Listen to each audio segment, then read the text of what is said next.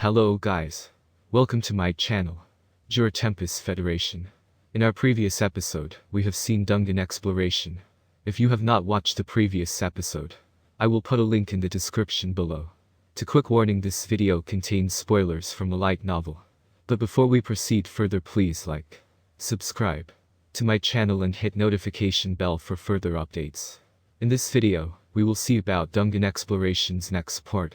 Now without further delay, let's proceed further. Being inundated by his companion's woes had made Basin look disgruntled. Are your heads full of shit? There's no way any labyrinth is that big. These are all tricks of the demon lord. He's trying to send us off the trail with magic. Yeah, as expected from Basin and Nikki. Indeed, there's a dense layer of magicule here. As you have said, this is likely some hallucination or illusion magic at work. That's right, Gomez. From the start, we have always taken right turns at the intersections. In other words, we can easily turn around and go back the way we came. No way, the problem was not the difficulty. Their plan sounded very comprehensive, but in reality, that wasn't the case. It'd be okay for them to have taken notes on paper or other items. However, since the hallways all had similar looking walls along them, they couldn't possibly remember every single one of them. There were also crossroads and T-intersections, as well as dead ends. There was complex terrain combined with almost identical scenery. Not even the first floor could be beaten by turning to the right every time. The challengers were just too stupid. Looks like I best not put too much hope into these people. But just as I thought so, Basin's party vanished, or rather, they fell down to the next floor. Or, did they just fall into a trap? Sauka asked, sharing my same confusion. Was there a fall trap set on the first floor? Rammers. What? Nothing serious, it's just that I was the one who designed that floor. I don't recall little tricks like that. Could it be you who made the change without my permission? My eyes narrowed as a smile hung on my face. This was to not scare Rammers. Although, I had also locked my hands around her body in a vice grip to prevent her from escaping, before asking her the question. About that, it was because we wanted to further the completion of the labyrinth.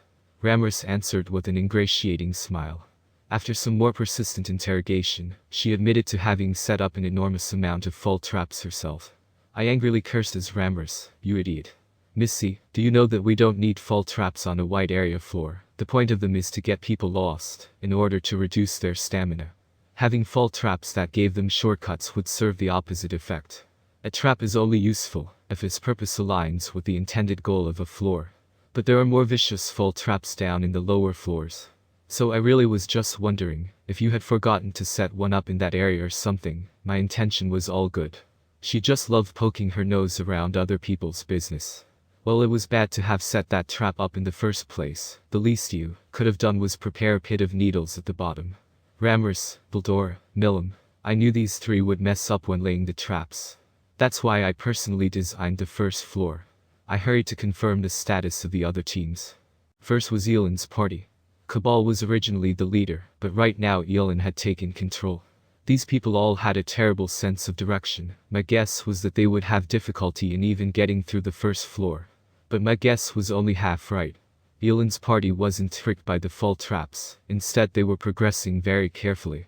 Surprisingly, they were neatly writing down relevant information about their progress on paper. It's the classic dungeon walkthrough strategy. Ho! Elan and the boys are so careful. They haven't stepped on any traps, even avoiding ones that I've set.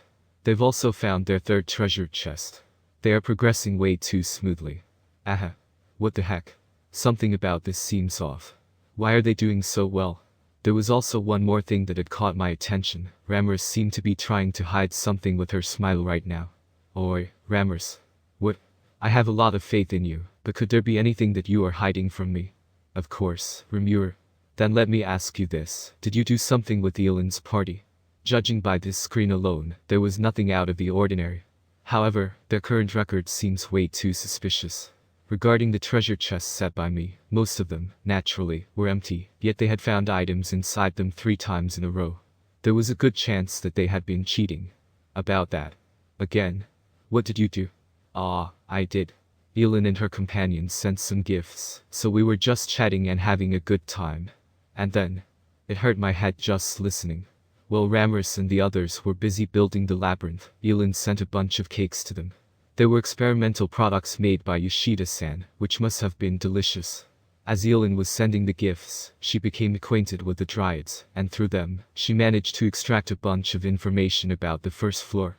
Halfway through, Ramos also found it odd, but the charm of the cakes was too irresistible for her. You can't blame me this time. It wasn't just me, even Mentor and Milam said it was fine. And she got desperate and began to argue how she was right. I was dumbfounded at this blatant act of bribery. I didn't expect her to become corrupted so quickly. But with that being said, it wasn't as severe as I had imagined. I did lower the difficulty of progression during the festival, and they only got information on one floor anyway. The really good treasure chests were not on that floor anyway. Cabal's team has been successfully acquiring treasure chests from the start. Indeed, according to His Majesty Rimuru, there will be treasure chests placed in various locations, such as small rooms. There are also traps mixed in with them, so you have to be careful. I see. Are there any precious items inside as well? There will be on lower levels. Speaking of it, the treasure chests are apparently categorized with 3 different variations.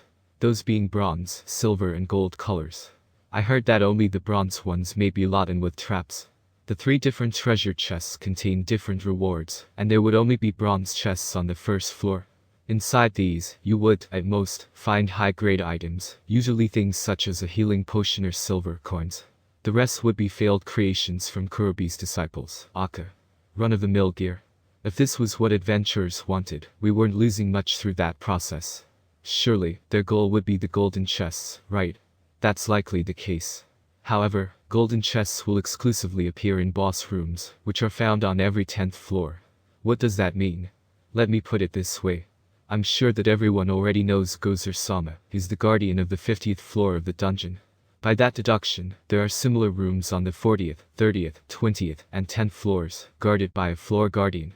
Only by defeating these strong foes will you be able to open the golden chests. They're said to even have rare grade gear inside them. Miles explained while reading off the note that I had given him. Our goal this time was to advertise, so we had to utilize opportunities like this.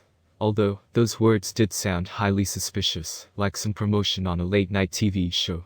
Even I, the writer of the note, felt a bit shameful hearing them, though those words were meant to stimulate people's desire. It did have a tremendous effect, however. Rare grade gear caused quite the disturbance at the venue. Everyone has witnessed Gozer-san's ability. That strong man is awaiting fellow challengers. To those who are confident in your abilities, you should try to challenge him. There's one more thing. As everyone has seen, the floors are quite vast. I hope that people will be mentally prepared for a single walkthrough taking up several days, Miles answered, providing answers to Saka's doubts. The two were a fantastic duo, as both the live broadcasters and commentators. I confirmed once more that there were only bronze chests on the first floor. Are you sure you haven't touched the contents of the treasure chests? That, you can rest assured. Okay then. After all, their method of progressing was almost a classic strategy. It would be great for promotion. Although I did mind the fact that Elan's party was playing tricks, I might as well just let them have those trinkets as a reward. It was definitely foul play to have obtained a map as well as the trap locations, but I'd close one eye for them this time. I already knew that Elan's party would be fine now. Time to check on Masayuki, who I had leaked information to. Okay, now this is epic. They're already entering the 4th floor. The team known as Shining is as the name suggests. They're zipping through at the speed of light. Phew. How was that possible?